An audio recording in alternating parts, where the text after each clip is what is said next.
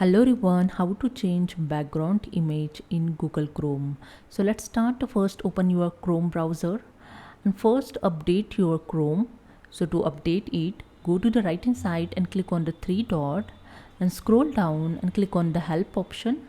Then click on the about Google Chrome and here you can see your Chrome is up to date.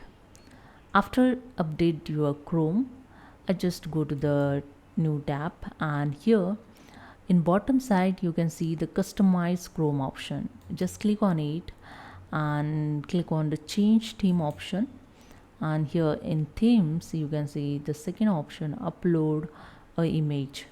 I just click on it and I just click on the pictures and here I select the dog with ball image and click on the open, and that's it. You can see your background image is changed. I just close this and that's it. So this is the way you can change the background image in Google Chrome. Hope you understood. Subscribe the channel. Thank you.